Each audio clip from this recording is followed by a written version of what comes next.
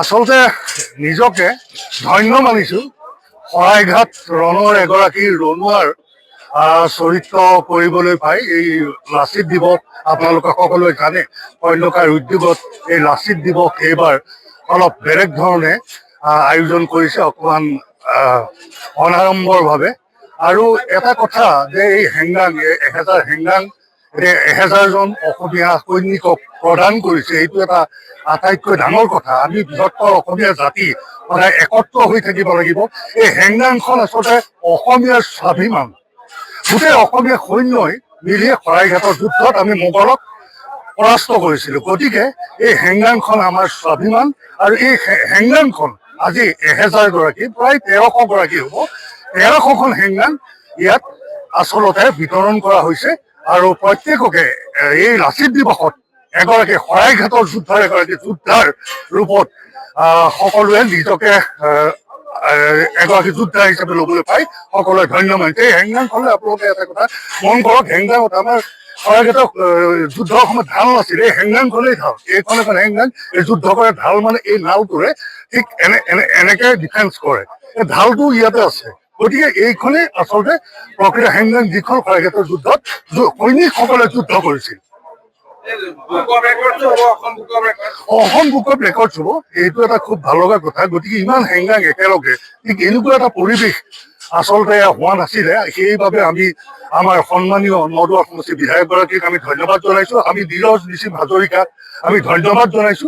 গতিকে এনেকুৱা এটা সুবিধা আমাক দিয়াৰ বাবে। আৰু গতিকে এইটো এটা সঁচাকৈ ৰেকৰ্ড। অসমীয়া একত্ৰ হৈ থাকিব লাগিব। এই হেংদাং আমাৰ স্বাভিমান। গতিকে সমগ্ৰ অসমীয়া জাতি এই আচলতে কোনো মানে অপশক্তিয়ে ভাগ ভাগ কৰিব পৰা অসমীয়া জাতি সদায় একত্ৰ হৈ থাকিব লাগিব। গতিকে ইমানখিনিয়ে ক'লো। সঁচাকৈ আমি এনেকুৱা এটা মুহূৰ্তত আমি নিজকে এগৰাকী সৈনিক হিচাপে থিয় কৰাবলৈ পাই নিজকে ধন্য মানিছো। ইয়াত লাচিত দিৱস যোৱাবাৰো তাৰ আগৰবাৰো উদযাপন হৈছে। আপোনালোকে দেখিছে যে অসমৰ সূৰ্য বীৰ্য মহাবীৰ লাচিত বৰফুকন। গতিকে মহাবীৰ লাচিত বৰফুকনৰ প্ৰাসংগিকতা মানুহে বৰকৈ অনুভৱ কৰিছে, কাৰণ অসমীয়া জাতিৰ সংকট দূৰ হোৱা নাই। গতিকে লাচিত বৰফুকনে যেনেকৈ অসমীয়া জাতিক সুৰক্ষিত কৰি থৈ গৈছে, মোগলক পৰা অসমীয়া জাতিক বা অসমখনক ৰক্ষা কৰি থৈ গৈছে, আৰু লাচিত বৰফুকনৰ নেতৃত্বত সকলো জাতি জনগোষ্ঠীৰ মানুহে এই যুঁজত তেওঁৰ নেতৃত্বত নামি পৰিছিল। গতিকে আজিও মানুহে শংকা মাজে মাজে আহে, কাৰণ এইখন অসমৰ মানচিত্ৰ কোনোবা দেশে সোমোৱাই ল'বলৈ বিচাৰে। এইখন অসম যেন আকৌ আক্ৰমণ কৰিব, তেনেধৰণৰ এক মাজে মাজে কিছু ভাবুকি আহি থাকে। গতিকে যিহেতু আমি ভবা নাই যে আমি সুৰক্ষিত বুলি, যে লাচিত বৰফুকনে যেনেকৈ সুৰক্ষিত কৰি থৈ গ'ল, ঠিক তেনেকৈ যেন প্ৰয়োজন আছে অসমীয়া জাতি একত্ৰিত হোৱা। যিকোনো আক্ৰমণ প্ৰতিহত কৰিবৰ কাৰণে, যিকোনো অসমখনক অনিষ্ট কৰা, অস্থিৰ কৰা, দুৰ্বল কৰা যিকোনো ষড়যন্ত্ৰক প্ৰতিহত কৰিবৰ কাৰণে অসম মাতৃৰ সন্তান বিভিন্ন জাতি জনগোষ্ঠী জনজাতি উপজাতি সকলো লাচিত বৰফুকনে যেনেকৈ মোগলৰ বিপক্ষে সকলোকে একত্ৰিত কৰি হেংদাং হাতত লৈ যুঁজত নামিছিল, ঠিক তেনেকৈ লাচিত দিৱসৰ দিনটোতো নদুৱাৰ সমষ্টিৰ আমাৰ কন্যাকাৰ আহ্বানত যুৱকসকল সংগঠিত হৈ এই দিনটোতে যে জাতিটোৰ কাৰণে এটা এৱাৰনেছ, আচলতে আমি যে শুই থাকিলে নহ'ব। অসমীয়া জাতিক আমি কাকো আক্ৰমণৰ লক্ষ্য বা কিবা সেইটো কথা নহয়, কিন্তু অসমীয়া জাতি শুই থাকিলে নহ'ব।